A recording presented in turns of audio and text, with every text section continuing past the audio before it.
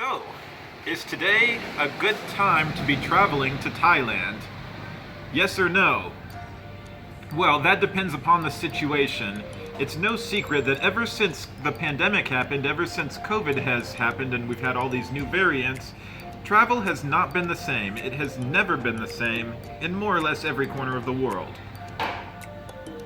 So, a big question, is it worth it? Well, I will say that one of the first places that opened up in Thailand was Phuket. There was a Phuket Sandbox program in which you had to apply for a certificate of entry. You had to get traveler's insurance of at least $100,000, which costs like $200 or $300 depending on which plan you got.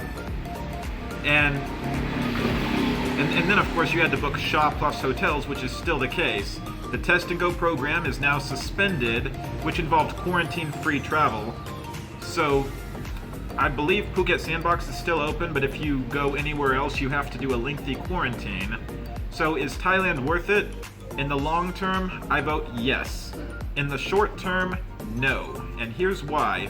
In the long term, you can go ahead and do the quarantine, or do Phuket Sandbox, which is a partial quarantine.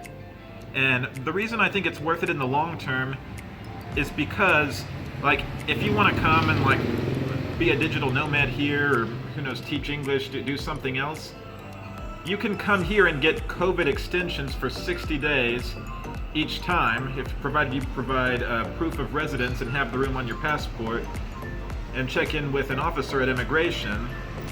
And on top of that, hotels and apartments and many other things are at huge discounts right now, which is making this place be very, very affordable in the long run.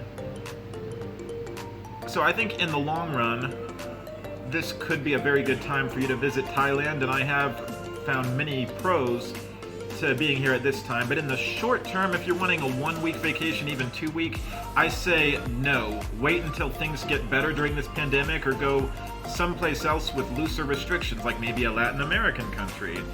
Part of the thing is, if you're in Phuket Sandbox, well, for one thing, you have to put together an enormous amount of paperwork, like buy traveler's insurance, book at a specific Shaw Plus hotel.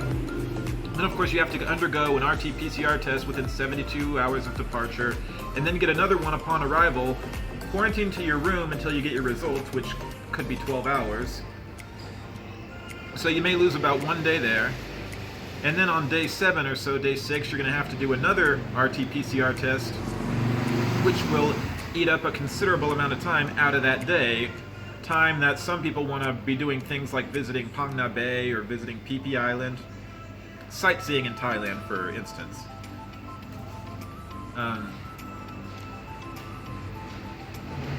So in the short term, I really feel it's just not worth it, especially given all the things that are closed.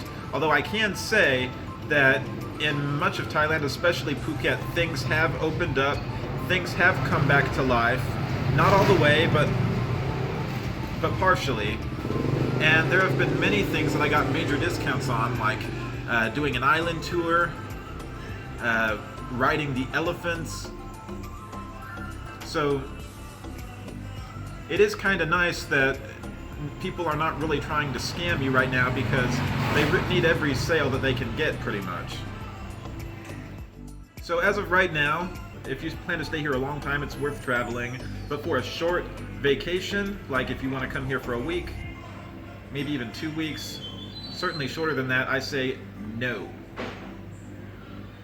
But Thailand has always been a beautiful place. It is still a beautiful place. Very different now, given the fact that so many things have been shut down. It's a lot quieter. There's a lot fewer tourists than there used to be. So that makes it feel kind of weird at times.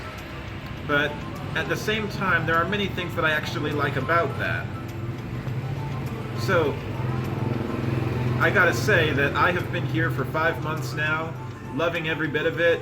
At first, I kind of regretted coming here when I was doing the partial quarantine in Phuket Sandbox, but now that that's over, things are a lot better for me and I have a lot more freedom, and I've been loving it here every bit. So yeah, I can hardly wait for this place to fully reopen, and I am very excited to think that in the near future, some of its neighboring countries like Malaysia and Vietnam and maybe Singapore will reopen. But we don't know everything on that yet, so we'll go ahead and wait, and we'll see what happens when it gets there. So thank you guys so much for watching. Please subscribe, give a thumbs up, leave a comment below, check out these links to some of my other videos, Feel the Burn for Bernhardt's World, and take care, everybody. Thank you.